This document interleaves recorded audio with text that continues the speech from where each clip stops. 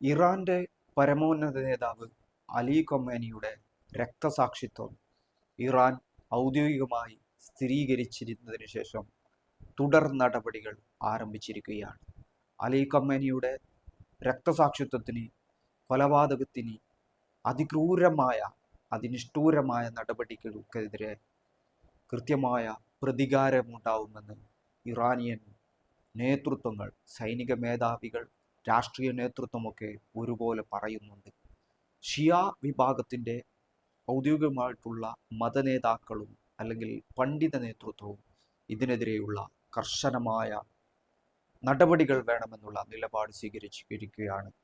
ഇറാനിലെ ജനസമൂഹം ഒന്നാകെ തെരുവിലിറങ്ങിക്കൊണ്ട് പ്രതികാരം വേണമെന്ന് അവിടുത്തെ സൈന്യത്തോട് ആവശ്യപ്പെടുന്നുണ്ട്.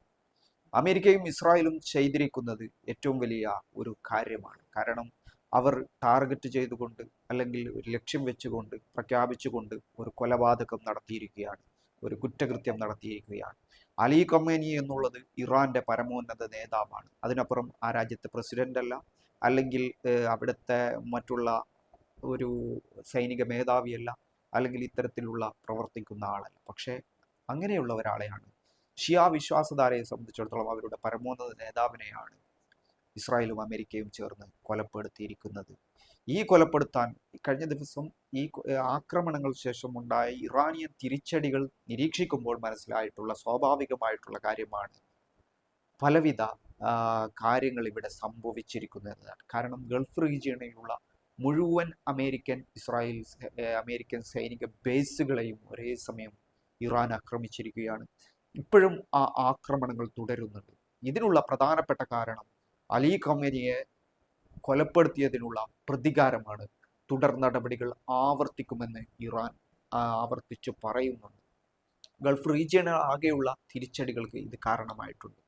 മറ്റൊരു പ്രധാനപ്പെട്ട കാര്യം ഷിയ നേതൃത്വം ഇനി എന്തു പറയുന്നു എന്നുള്ളതാണ്.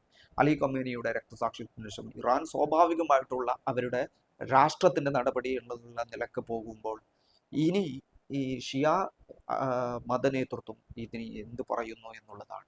ആത്മീയ നേതൃത്വം എന്ത് പറയുന്നു എന്നുള്ളതാണ്. അതുമായി ബന്ധപ്പെട്ടുകൊണ്ട് കർശനമായ പോരാട്ടങ്ങൾക്ക് തയ്യാറാവാനുള്ള അല്ലെങ്കിൽ അത്തരം ഫത്വകൾ ഈ ഷിയ നേതൃത്വങ്ങളുടെ ഭാഗത്തു നിന്നും, ഷിയ ആത്മീയ നേതൃത്വങ്ങളുടെ ഭാഗത്തു നിന്നും ഉണ്ടാവുന്നു എന്നുള്ളതാണ് നമ്മൾ മനസ്സിലാക്കേണ്ട കാര്യം. അപ്പോൾ കാര്യങ്ങൾ കൂടുതൽ സങ്കീർണമാവുകയാണ്, കാര്യങ്ങൾ കൂടുതൽ അപകടകരമാവുകയാണ്. നെതന്യാഹുവും ട്രംപും കൂടി ഓപ്പറേഷൻ നടത്തുമ്പോൾ അവർ കണ്ടിട്ടുള്ള കാര്യങ്ങൾ എന്നുള്ളത് ഇറാനിൽ ഒരു റജീം ചേഞ്ച് ഉണ്ടാക്കുക, ഇറാനിൽ ഒരു ഭരണമാറ്റം ഉണ്ടാക്കുക, അതോടൊപ്പം തന്നെ ഇറാന്റെ ബാലിസ്റ്റിക് പദ്ധതികൾ ആക്രമിക്കുക, അതുകൂടാതെ ഇറാന്റെ രാഷ്ട്രീയ നേതൃത്വത്തെയും സൈനിക നേതൃത്വത്തെയും കൊലപ്പെടുത്തുക. ഈ 3 കാര്യങ്ങൾ ഉദ്ദേശിച്ചുകൊണ്ടുള്ള ആക്രമണമാണ്. 4 ദിവസം കൊണ്ട് പൂർത്തിയാക്കാൻ കഴിയുമെന്ന് അവർ പറഞ്ഞ ആക്രമണമാണ്. എന്നാൽ ഇപ്പോൾ അതിനുശേഷം ഉണ്ടായ ഇറാനിയൻ തിരിച്ചടി എന്നുള്ളത് മേഖലയെ ഒന്നാകെ കത്തിച്ചിരിക്കുകയാണ്.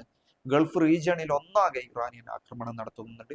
ആ ആക്രമണങ്ങൾ, ഗൾഫ് രാജ്യങ്ങളിലേക്കുള്ള ആക്രമണങ്ങളെ പറ്റി ഇറാൻ പറയുന്നത് അത് ഗൾഫ് രാജ്യങ്ങളുടെ ഭൂമിയല്ല, അത് അമേരിക്കയുടെ അധിനിവേശ ഭൂമിയാണ്, അവിടെയാണ് ഞങ്ങൾ ആക്രമിക്കുന്നത്, അല്ലാതെ ഈ രാജ്യങ്ങളെയല്ല എന്നതാണ്.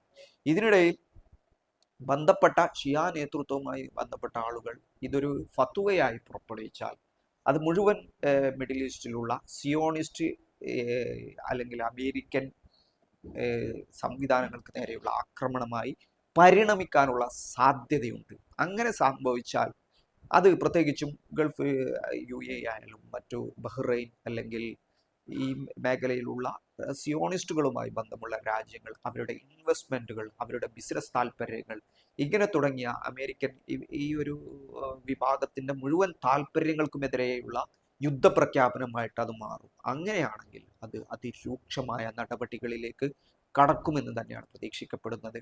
ഇറാന്റെ ഏറ്റവും പ്രധാനമായിട്ടുള്ള നേതാവിനെയാണ് കൊലപ്പെടുത്തിയിരിക്കുന്നത്. ഷിയ വിശ്വാസധാരയെ സംബന്ധിച്ചിടത്തോളം അവർ വിലായത്ത് നൽകിയിരിക്കുന്ന വിലായത്തുൽ ഫഖീഹ് അല്ലെങ്കിൽ അവരുടെ ഏറ്റവും പരമപ്രധാനമായ ആളെയാണ് ഈ ആക്രമണത്തിലൂടെ ഇസ്രായേലും അമേരിക്കയും ചേർന്ന് കൊലപ്പെടുത്തിയിരിക്കുന്നത്. അങ്ങനെയാണെങ്കിൽ ഈ ആക്രമണത്തിന് പ്രതികാരം ചെയ്യുക എന്നുള്ളത് അവരെ സംബന്ധിച്ചിടത്തോളം ഏറ്റവും പ്രധാനപ്പെട്ട കാര്യമാണ്. ആ പ്രധാനപ്പെട്ട കാര്യം നടപ്പിലാക്കുമ്പോൾ സ്വാഭാവികമായിട്ടും അതിൻ്റെ അനുകരണങ്ങൾ ഉണ്ടാകും. ഈ ഇസ്രായേലിലേക്കുള്ള നടപടികൾ സ്വാഭാവികമായിട്ടും അതിൻ്റെ പ്രക്രിയയുടെ ഭാഗമായിട്ടുണ്ടാകും. ഇപ്പോൾ ഹിസ്ബുള്ളയുടെ മേധാവി പറഞ്ഞിരിക്കുന്നത് എന്ത് നഷ്ടം സംഭവിച്ചാലും, എന്ത് അനിഷ്ടകരമായ കാര്യങ്ങൾ സംഭവിച്ചാലും ഞങ്ങൾ ഇതിനെ കൈകാര്യം ചെയ്യും, ഞങ്ങൾ ഇതിനെ പ്രതികാരം ചെയ്യുമെന്നാണ്. അങ്ങനെ ലോകത്താകമാനമുള്ള ഈ ഒരു വിശ്വാസധാര പിന്തുണക്കുന്ന ജനസമൂഹം തെരുവിലാണ്. ഇന്ത്യയിൽ ഷിയ വിശ്വാസധാരകൾ കശ്മീരിലും ചെന്നൈയിലും ലക്നൌവിലും ഒക്കെ തെരുവിലിറങ്ങിയിട്ടുണ്ട്. പാകിസ്ഥാനിൽ അമേരിക്കൻ എംബസിക്ക് നേരെയുള്ള ആക്രമണങ്ങൾക്ക് ഇത് കാരണമായിട്ടുണ്ട്. ഈ ഇറാഖിലും അമേരിക്കൻ എംബസിയെ ലക്ഷ്യം വെച്ചുകൊണ്ട് പ്രതിഷേധക്കാർ വന്നിട്ടുണ്ട്. ഇങ്ങനെ ഈ ഒരു ഇതിൻ്റെ അച്ചുതണ്ട് എന്നുള്ളത്, അതായത് ഇതിൻ്റെ യുദ്ധ മേഖല എന്നുള്ളത് മാറുകയാണ്. കൂടുതൽ രക്തരൂക്ഷിതമായ കാര്യങ്ങളിലേക്ക് കടക്കാനുള്ള കാര്യങ്ങളിലേക്ക് ഇത് എത്തിച്ചിട്ടുണ്ട്. ബെഞ്ചമിൻ നെതന്യാഹുവും ഡൊണാൾഡ് ട്രംപും ചെയ്തിരിക്കുന്നത് ഇപ്പോൾ തീക്കൊള്ളിക്കൊണ്ട് തലചൊറിയുന്ന പരിപാടിയാണ്. ഇതിൻ്റെ അനുകരണങ്ങൾ ഏറ്റുവാങ്ങേണ്ടി വരിക പ്രധാനമായിട്ടും മിഡിൽ ഈസ്റ്റിലെ രാജ്യങ്ങളാണ് എന്ന കാര്യത്തിൽ സംശയമില്ല. കാരണം ഈ ആക്രമണങ്ങൾക്ക് താവളം ഒരുക്കുന്നു എന്നുള്ളതാണ് ഇതിൻ്റെ ഏറ്റവും വലിയ പ്രശ്നം എന്നുള്ളത്. അതുകൊണ്ട് തന്നെ ഈ പരമോന്നത നേതാവിൻ്റെ രക്തസാക്ഷിത്വത്തിന് പ്രതികാര നടപടികൾ ഉണ്ടാകുമ്പോൾ സ്വാഭാവികമായിട്ടും ലോകത്ത് വലിയ അക്രമാസക്തമായ കാര്യങ്ങളിലേക്ക് അത് പോകുമെന്ന് തന്നെയാണ് പ്രതീക്ഷിക്കപ്പെടുന്നത്.